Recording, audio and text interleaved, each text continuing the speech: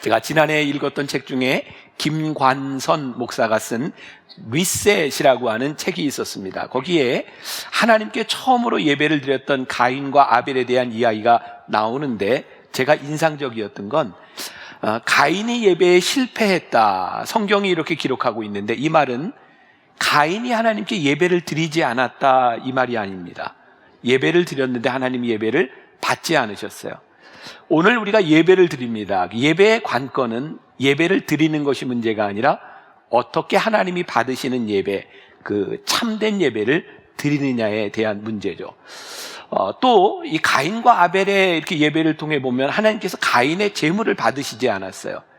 그러고 보면 하나님의 관심은 제물이 아니다라고 하는 것도 우리들이 알게 됩니다. 올해부터 저희가 그 헌금의 방식을 바꾸겠다 이런 이야기를 했습니다. 사실 만나교회는 초창기에 이전처럼 들어올 때 봉헌하는 방식을 가지고 있었습니다. 그런데 두 가지 이유 때문에 저는 헌금 바구니를 돌리는 것을 제가 주장을 했어요. 첫 번째는 봉헌이라고 하는 것이 단순한 헌금 자체의 문제가 아니라 이것은 예배의 한 부분이기 때문에, 우리의 헌신의 모습이기 때문에 헌금 바구니를 돌리는 것은 돈을 모으는 일이 아니라 예배의 중요한 부분이다라는 목회 철학이 있었어요. 그리고 또 하나는 외적인 요인인데, 밖에 설치했던 헌금함에 참 이런 일이 어떻게 있는지 모르지만 예배를 드리는 동안 청소년들이 이 테이프, 양면 테이프를 가지고 헌금을 빼가는 일들이 있었어요. 이게 참 위험한 일이구나. 그러다 보니까 헌금 방식을 바꾸게 되었습니다. 그런데 왜 헌금 방식을 바꾸는가? 저에게는 또 두 가지 이유가 있습니다. 첫 번째는 아직 하나님을 잘 모르는 사람들이, 교회에 처음 오는 사람들이 헌금 바구니를 돌리는 봉헌 시간을 바라보며 하나님을 오해한다는 거예요. 마치 교회가 돈을 모으는 집단처럼 잘못 생각한다는 거예요. 하나님은 재물에 관심이 있으신 분이 아니라 우리들의 예배에 관심이 있으신 분인데, 이 예배를 드리며 하나님을 오해한다면 우리가 헌금 방식을 한번 바꿔보아야 되겠다. 또 저희가 주일날 예배 5번을 드리면서 이 헌금 봉헌하는 시간들, 이 시간을 조금 더 우리들이 결단하는 시간으로, 찬양하고 기도하는 시간으로 우리들이 좀 할 수 있으면 더 뜨거운 예배를 드릴 수 있겠다, 그런 생각을 가지고 헌금 방식을 올해부터 바꿔가려고 합니다. 그런데 바로 재무부에서 저에게 이렇게 얘기해요. 목사님, 헌금 방식 바꾸면 헌금 줍니다. 제가 이렇게 이야기를 했어요.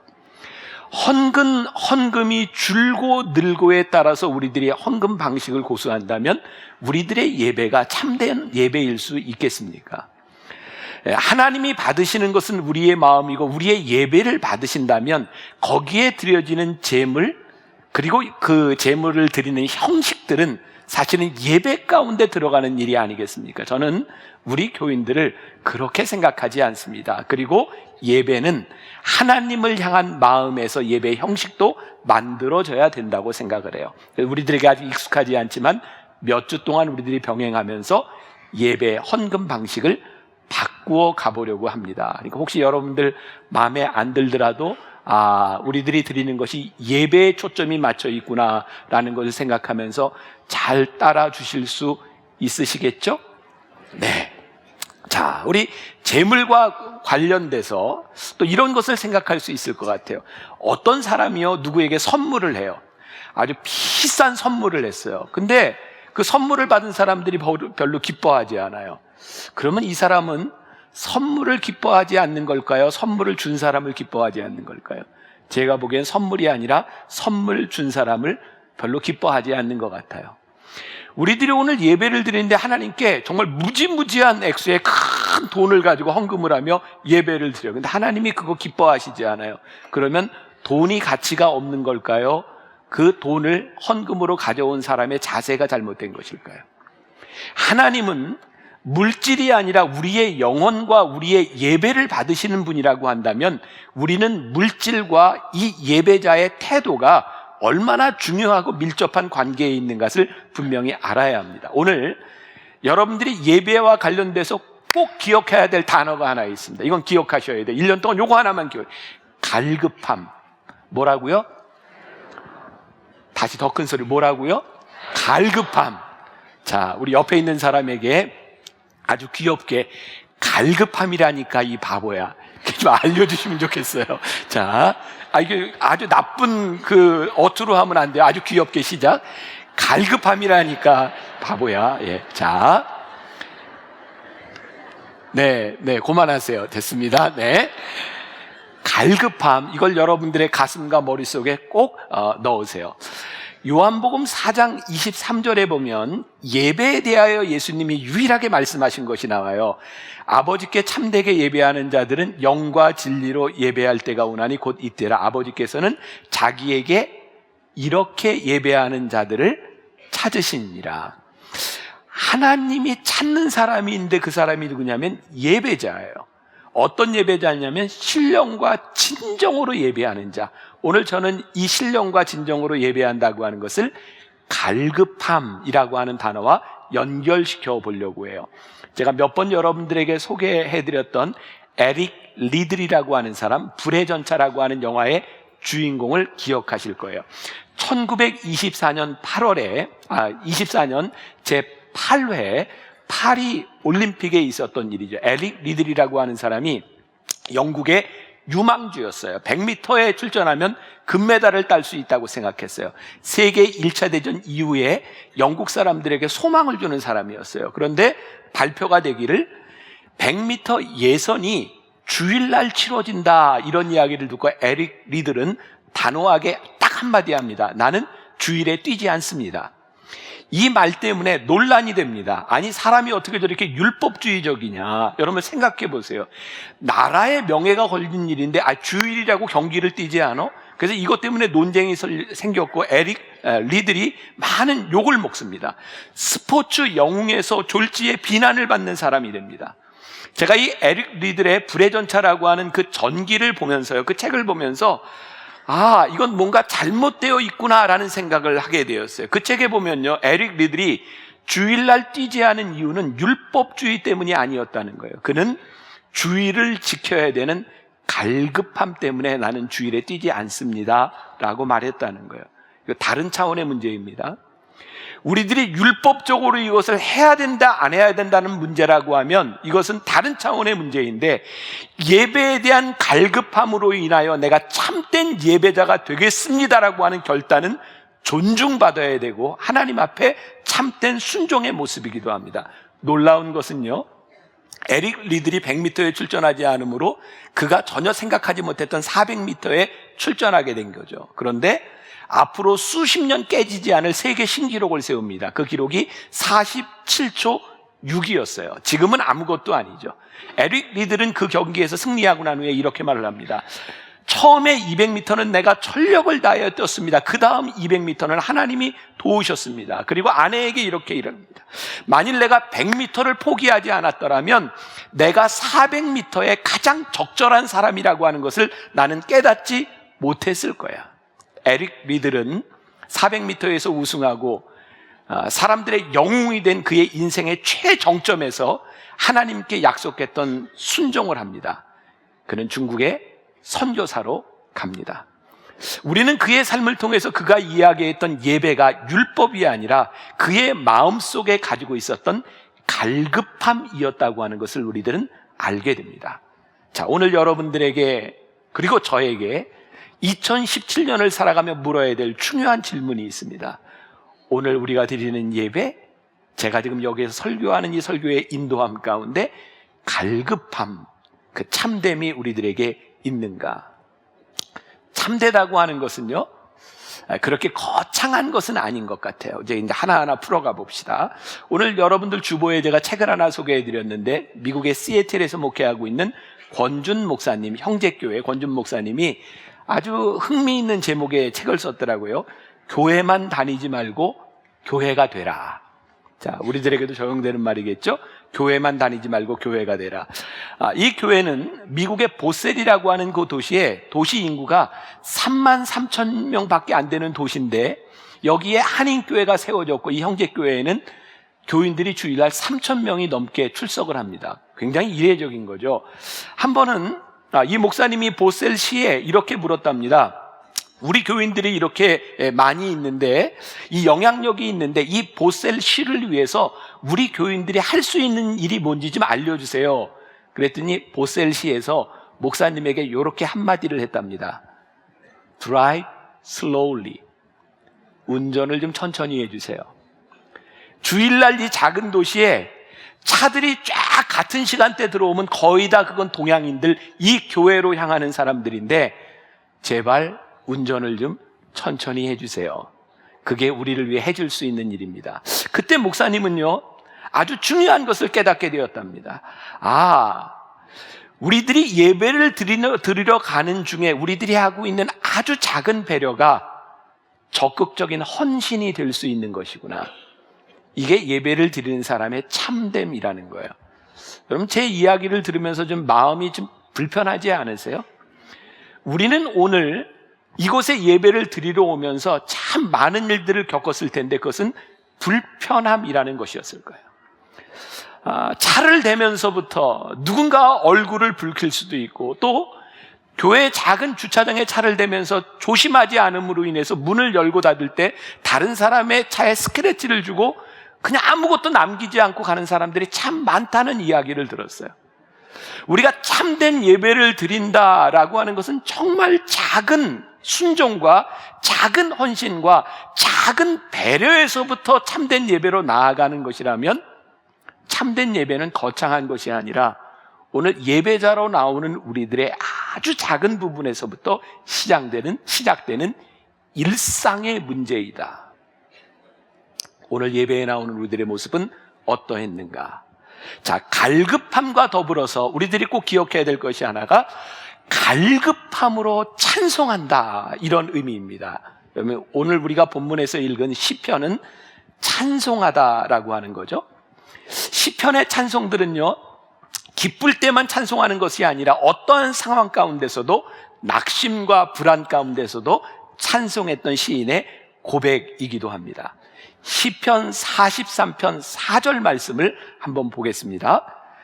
그런즉 내가 하나님의 제단에 나아가 나의 큰 기쁨의 하나님께 이르리이다. 이거 여러분들 좀 상상을 하셔야 돼요. 시편 기자가 하나님께 나아가는데 큰 기쁨의 하나님께 아뢰리이다. 이게 어떤 모습일까? 저는 그냥 이런 모습일 것 같다는 생각을 했어요. 한번 영상을 한번 통해 볼까요? 이럴 것 같아요.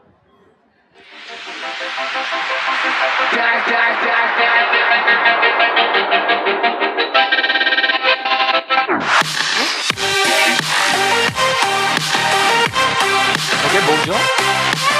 골을 넣고 세러머니 하는 장면들이에요.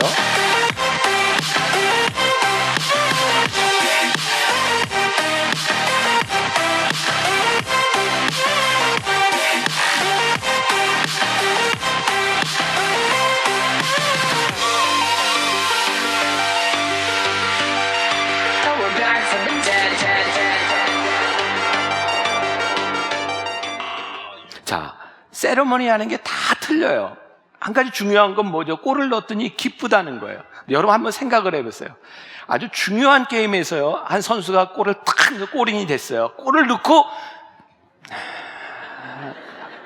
기쁨이 나눠지나요? 골을 탁 넣었는데 이런 표정으로 이건 아닌 것 같아요. 골을 넣으면 기쁜 거예요. 기쁨은 함께 나누는 것이고요. 큰 기쁨으로 하나님께 나아갑니다 라고 할 때 사람들이 함께 기뻐서 함께 어우러지는 거예요. 예배의 갈급함 가운데 나아가는데 시편 기자가 이야기하는 큰 기쁨에 하나님께 나아가리라 라고 하는 것은, 여러분들이 찬양할 때 여러분들 옆에 있는 사람들이 함께 찬양할 수 있는 거예요. 옆에 있는 사람들이 기도할 때 내가 함께 기도 속에 들어갈 수 있는 거예요. 여러분들이 하나님의 말씀을 들으며 이 말씀이 내 속에 긍정되고 인정될 때 아멘 이라고 하는 이 말이 옆에 있는 사람들에게 동일하게 아멘 이렇게 될 수 있는 것이 갈급함으로 드리는 예배의 참됨이에요.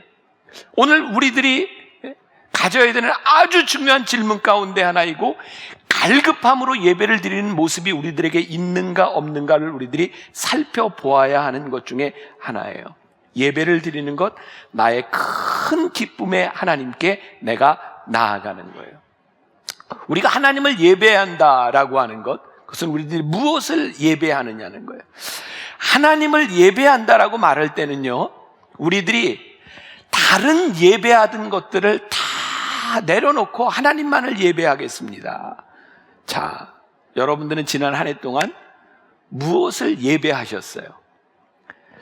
우리는 주일마다 와서 하나님을 예배했지만 우리들에게 더 중요해서, 예배 시간보다 더 중요해서 놓았던, 그것이 우리들에게 우상 숭배가 되었던 것들, 하나님을 참되게 예배한다는 것은 내가 하나님을 최고로 예배하겠습니다. 저는 올 한 해 우리 가운데서 회복돼야 될 가장 중요한 것이 하나님을 예배하는 갈급함으로 우리들의 삶에 찾아오는 능력이라고 생각해요. 올 한 해 제가 예배로 여러분들에게 강조하는 것은 주일 예배뿐만 아니라 새벽에 하나님 말씀을 묵상하며 기도하는 것, 또 금요일에 우리들이 함께 예배하는 것을 통해서 우리들이 회복할 수 있는 우리들의 삶의 능력은 무엇인가? 예배가 우리들의 삶을 능동적으로 만들어주는 것은 무엇인가? 여러분, 찬양의 반대말은 무엇일까요? 안 찬양? 찬양 안 한다? 아니에요. 찬양의 반대말은 교만이에요. 찬양하지 않는 사람의 특징은 교만한 사람이에요. 오늘 본문 말씀, 사슴이 시냇물을 찾기에 갈급함 같이, 이게 어떤 모습이냐면, 사슴은 사막에서요 사막의 길을 가는 그 대상들이 늘 사슴을 데리고 가는데, 물을 찾기 위하며 사슴에게 물을 계속 먹이지 않고 죽을 때까지 물을 먹이지 않다가 물을 찾아가라 그러면 사슴이 물냄새를 맡아 찾아가는데, 물냄새를 맡고 찾은 시냇가에서 물을 마시지 못하고 꼬꾸라져 죽는데요. 그게 사슴의 갈급함, 시편이 보았던 갈급함이에요. 이런 사슴에게 물을 찾아가면서 뿔이 다칠까 봐 고개를 뻣뻣이 세우고, 내가 좀 빨리 달리면 내 우아함이 없어질까 봐, 그런 모습이 없다는 거예요.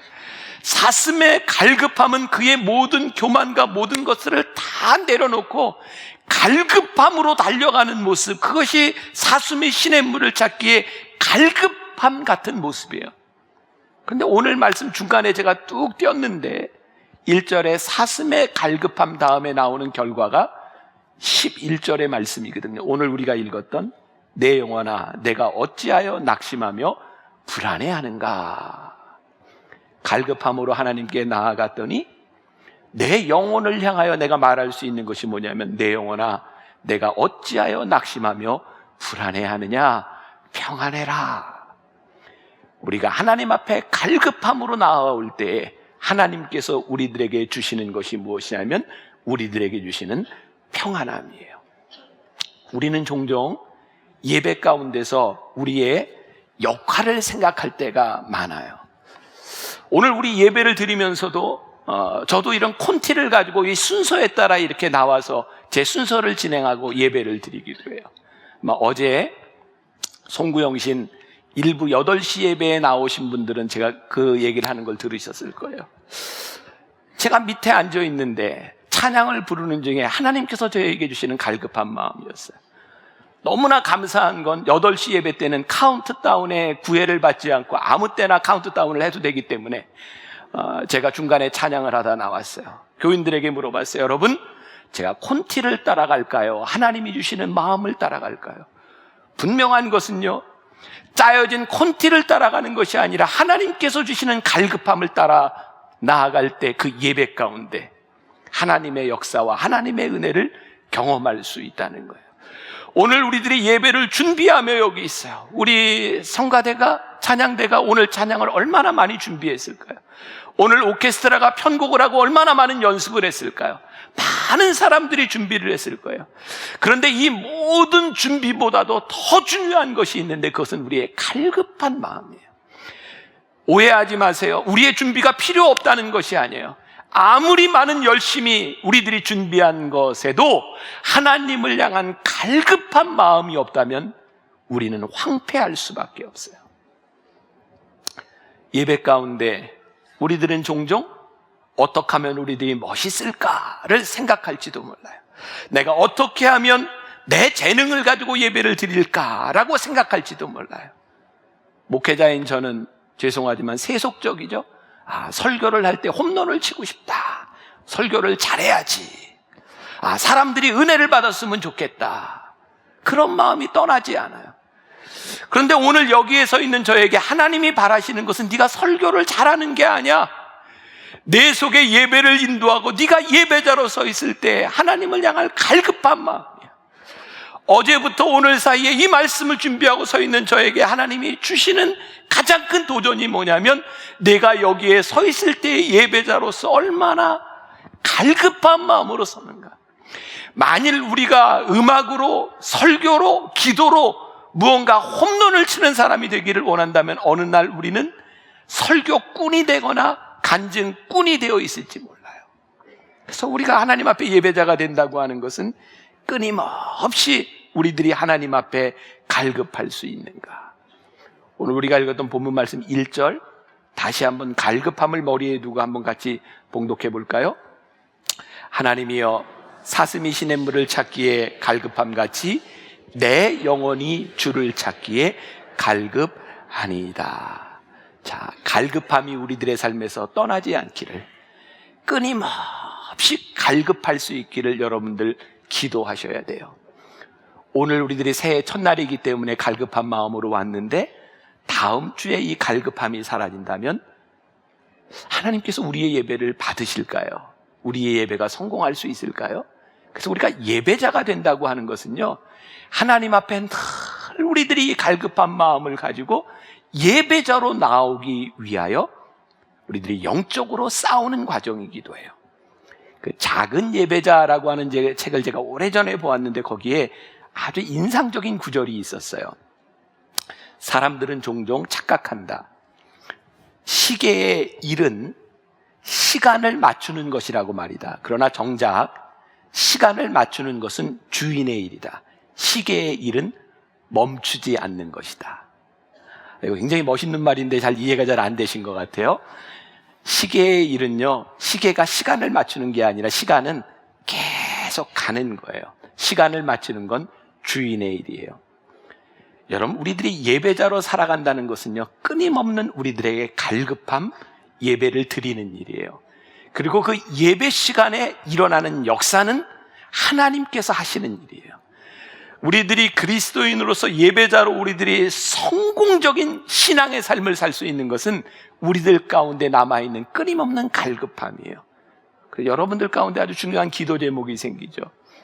언제부터인가 여러분들에게 갈급함이 사라졌다면 이 갈급함의 회복을 위하여 기도하셔야 돼요. 하나님, 제가 하나님을 찾고 불렀던 제 찬양이 뜨거웠던 그때의 갈급함이 회복되게 하여 주옵소서. 이 갈급함 가운데 시편 기자는 오늘 읽었던 11절, 내 영혼아 내가 어찌하여 낙심하며 어찌하여 내 속에서 불안해하는가. 너는 하나님께 소망을 두라. 그가 나타나 도우심으로 말미암아 내 하나님을 여전히 찬송하리로다. 예배의 갈급함은 우리들의 영혼에 평안함을 가져다줘요.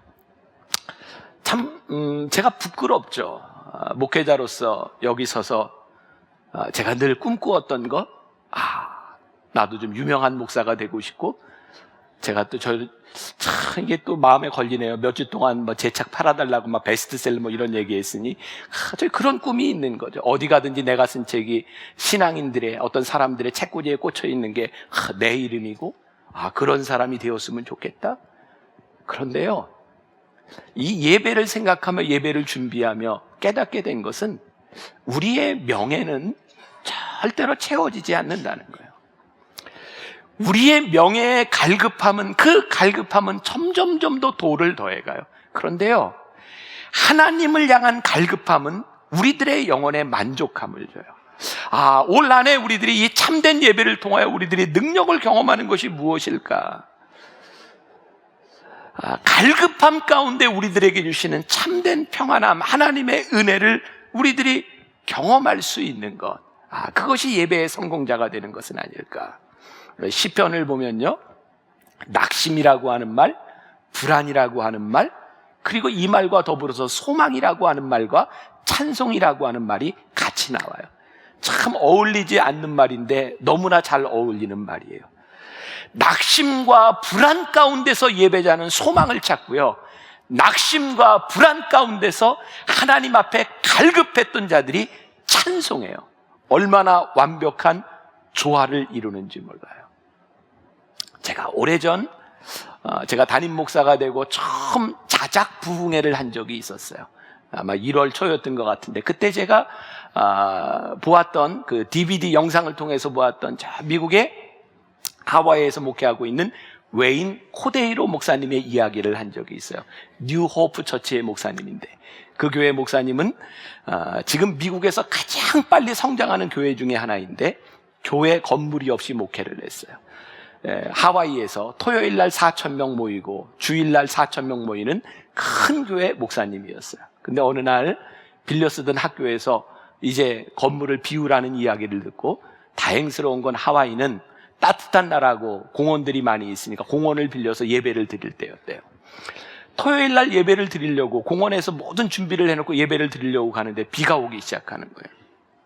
그 교회는 굉장히 현대적인 예배, 이런 전자음악, 워십을 하는 교회였는데 비가 오면 예배를 드리기가 힘든 거예요. 그래서 목사님이 하나님께 기도했대요. 하나님, 비를 그치게 해주세요. 정당한 기도잖아요. 하나님, 예배 드리려고 하니까 비 그치게 해주세요. 근데 비가 계속 오더래요. 토요일 날 부슬부슬 비가 오는데 예배를 드리고 집으로 돌아가는데 목사님의 마음 가운데 확신이 생기더래요. 예배를 드리는 거니까 내일은 하나님이 비를 그치게 해주실 거야. 그래서 확신을 가지고 집에 가서 아침에 탁 일어났더니 비가 계속 오는 거예요. 그래서 목사님이 예배 장소까지 가는데 그 확신이 아직 변하지 않은 거예요. 이 비가 그칠 거야. 하나님, 예배를 드리는데 비가 그치게 해주세요. 그래서 그 DVD에 보면 이 목사님이 운전을 하고 가는데 비가 그칠 것을 확신했기 때문에 와이퍼를 켜지 않고 이렇게 이제 비가 그칠 거니까, 그리고 예배 장소에 도착했는데 계속 비가 오는 거예요. 그래서 하나님께 기도했대요. 하나님, 비가 오지 않게 해주세요. 그런데 설교를 기다리는 중에 비가 오기 시작했고 전자 악기들 이렇게 감전이 더 펑펑 터지고 이제 음악도 워십도 할 수 없는 상황 가운데서 이 목사님은 너무너무 슬펐대요. 하나님, 제가 다른 것 하려고 하는 것 아닌데, 제가 예배 드리려고 하는데 하나님, 왜 비가 그치지 않아요? 그래서 이 목사님이요, 설교하러 나와서 울었대요. 근데 교인들은 참 신기하죠. 목사님이 울면 은혜 받았다고 생각해요. 목사님은 은혜 받은 게 아니라 너무 서러워서 울었대요.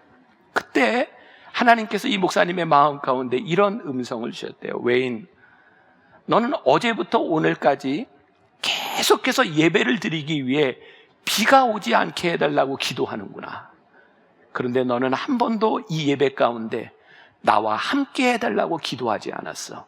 웨인, 만일 비가 온다 할지라도 내가 너희와 함께 한다면 이것이 예배가 되지 않겠니? 그런데 비가 오지 않는다 하더라도 내가 너희와 함께 하지 않는다면 이것이 예배일 수 있겠니?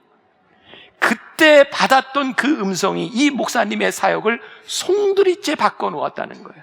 아, 예배는 우리의 완벽한 준비로 드려지는 것이 아니라 오늘 이 예배 가운데 하나님이 우리와 함께 하시는 그 임재와 하나님에 대한 갈급함으로 드려지는 것이 예배이구나.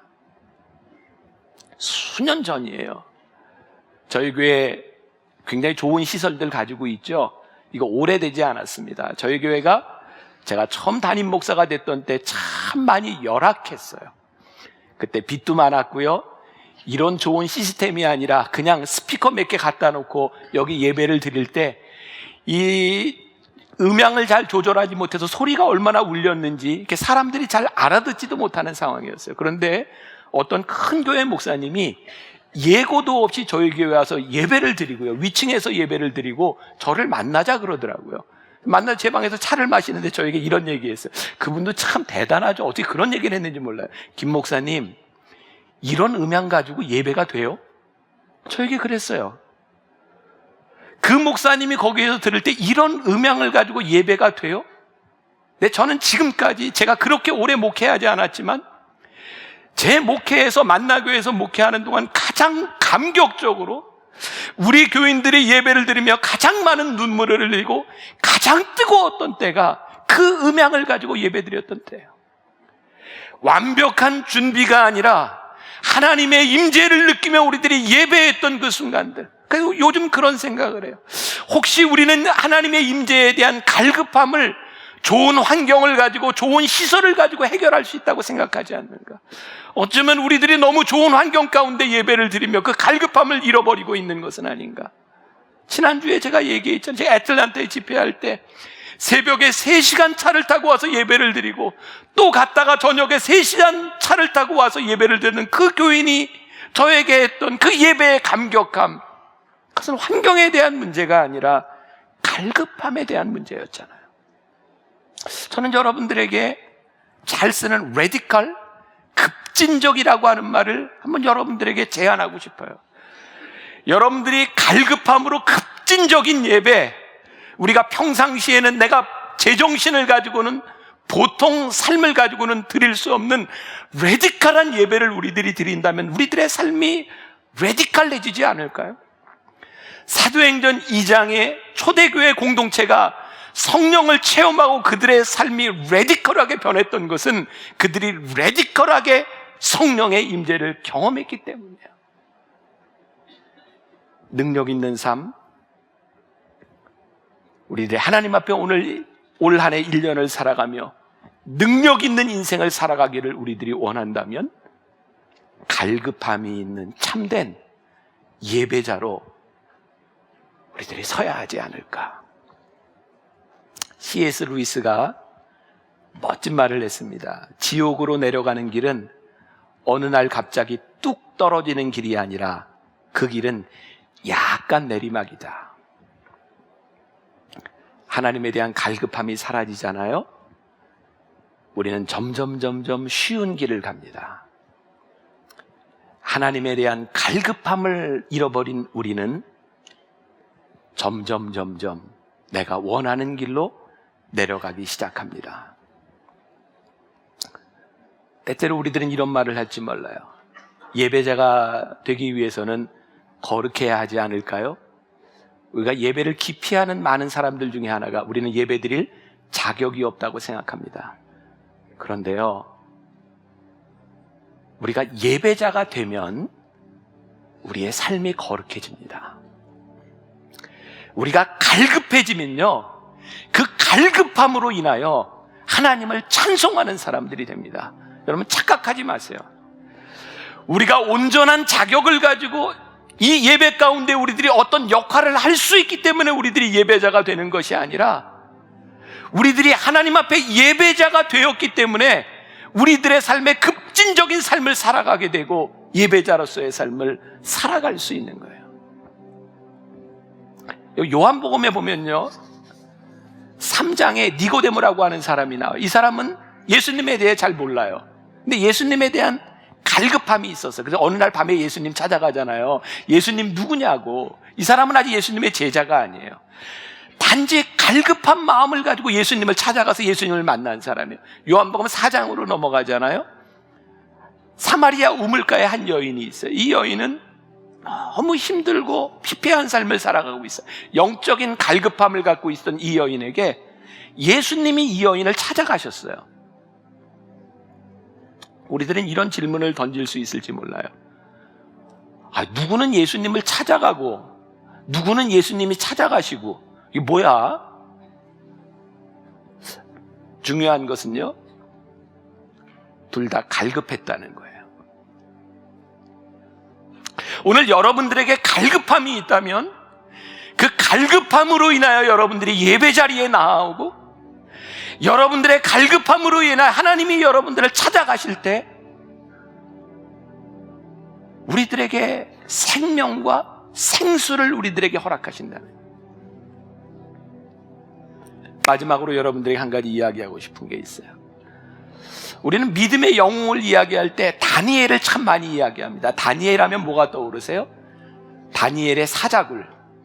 제가 어떤 책에서 정말 이게 좋은 인사이트구나 라고 하는 것을 들었는데, 성경에 다니엘에 대한 이야기가 절수로 하면 153절이 나온답니다. 153절.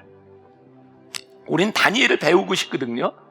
근데 이 153절 중에 다니엘이 사자굴에 들어갔을 때 선사를 보내어 그 사자의 입을 막았다라고 하는 것은 153절 중에 딱 2절밖에 되지 않습니다.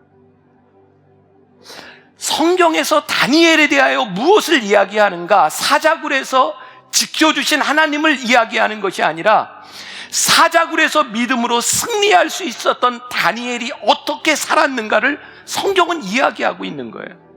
우리가 닮아야 되는 것은 사자굴에 들어갔던 다니엘이 아니라 사자굴에 들어가기 전까지 살았던 다니엘의 삶을 우리들이 배워야 되는 거예요.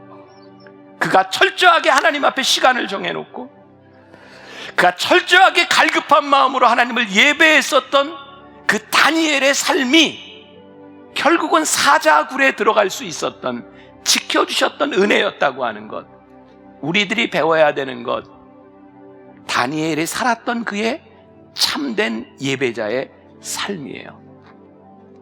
제가 오늘 여러분들에게 말씀드립니다.